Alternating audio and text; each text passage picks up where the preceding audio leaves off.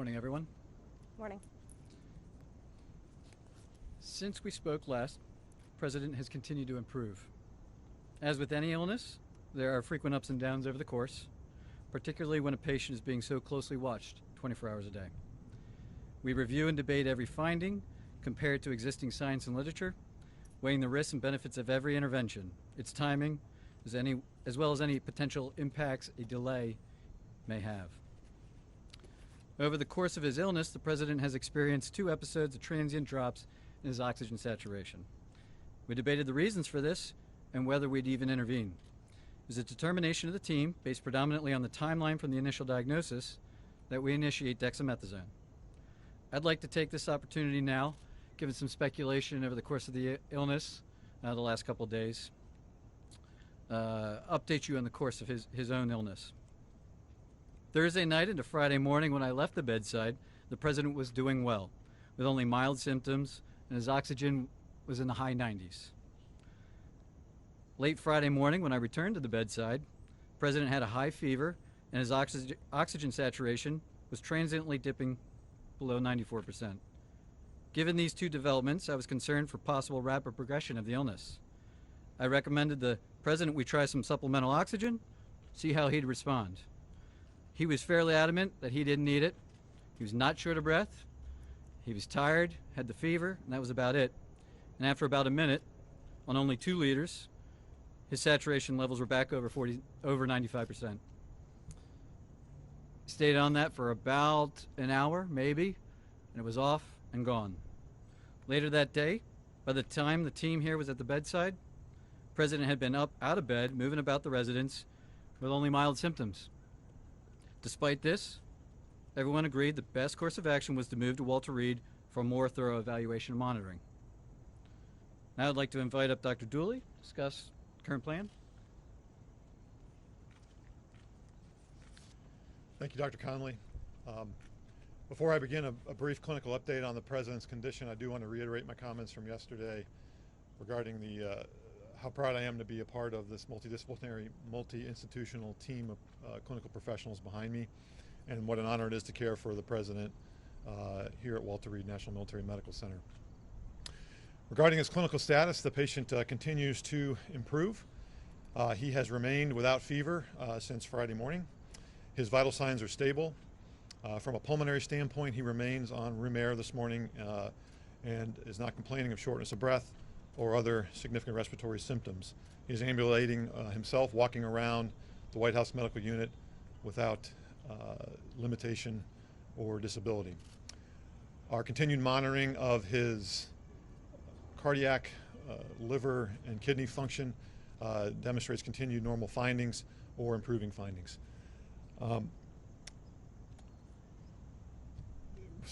And I'll now turn it over to Dr. Garibaldi from Johns Hopkins to talk about our therapeutics and, again, our plan for the day.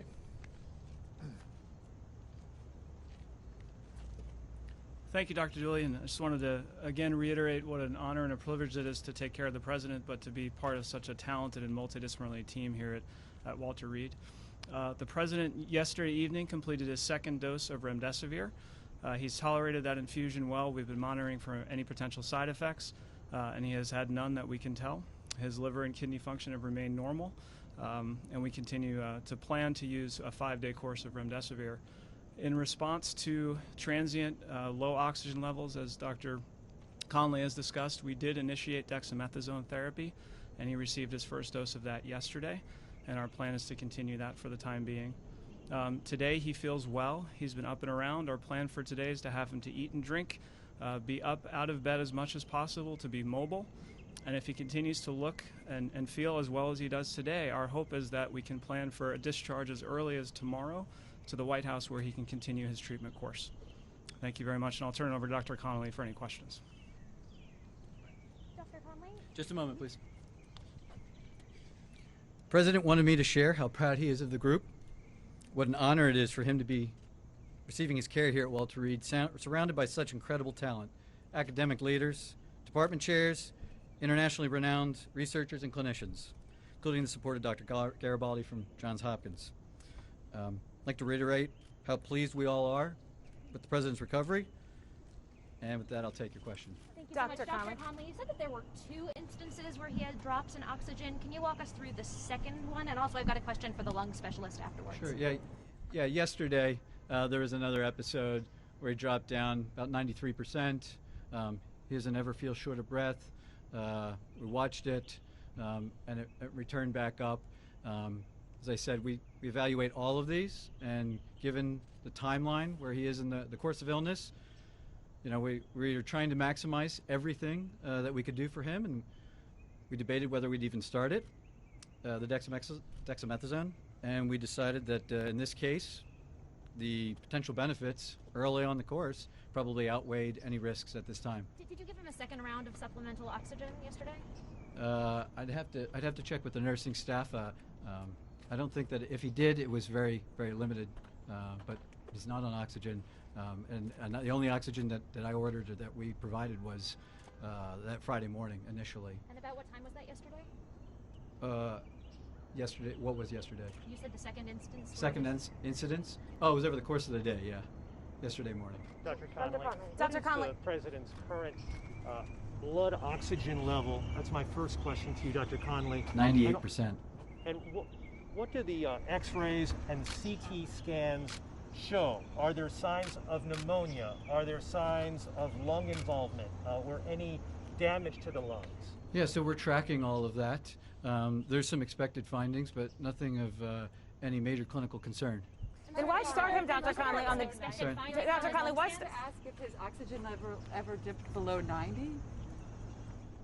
We don't have any recordings here of that. That's right. On the dexamethasone, What about Dr. the White House? Yeah, what about here? What At about the the White White House or here, anything below 90, just to follow up on her question? No, it was below 94%. It wasn't down into the low 80s or anything. No. So, okay, so on the dexamethasone, the steroids, sir, on the lung Yesterday, function? you told us that the president was in great shape, had been in good shape and fever-free for the previous 24 hours. Minutes after your press conference, White House Chief of Staff Mark Meadows told reporters that the president's vitals were very concerning over the past 24 hours. Simple question for the American people. Whose statements about the president's health should we believe? So the chief and I work side by side, and I think his statement was misconstrued. What he meant was that 24 hours ago, when he and I were checking on the president, that there was that momentary episode of the high fever and that temporary drop in the saturation, which prompted us to act expediently to move him up here. Fortunately, that was really a very transient, limited episode. A couple hours later, he was back up, mild again. I'm not going to speculate what that limited episode was about so early in the course, but he's doing well. What are the expected findings on his lungs, and why is the president not wearing a mask in the videos and photos that have been released? Well, the president wears a mask anytime he's around us, and we're all wearing our N95s, full PPE. He's the patient, and when we can, when he'll move out into to public, we move him out and around other people that aren't in full PPE. I assure you, he'll as long as he's still under my care, we'll talk about him wearing a mask. And he's in a negative pressure room? And the room is negative pressure? I'm not going to get into the specifics of his care. And can you answer the question, sir, on the lung function? The lung function question, Dr. Conley? I'm sorry? The lung function question. Can you talk about that and what these expected I findings would just share that, like every patient, we perform lung spirometry on him, and he's maxing it out. We told him, see what you can do, and it's over 2,500 milliliters each time. He's doing great. Yeah. But are your scans showing any irregularities in his lungs? Are there any obesities? Is there anything? To disclose that the president had been administered oxygen? It's a good question. Thank you. I was trying to reflect the upbeat attitude that the team, the president, that his course of illness has had.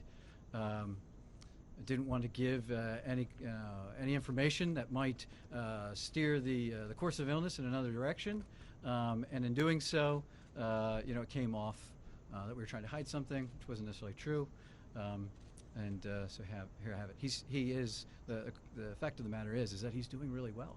That he is responding, and as the team said, if everything continues to go well, we're going to start discharge planning back to the White House. That's it. Thank you, folks. Dr. Conley, on his What lung about scans. This is again, you did this yesterday. Can you please explain what you found on his lung scans? Hey, Chief, you want to clarify?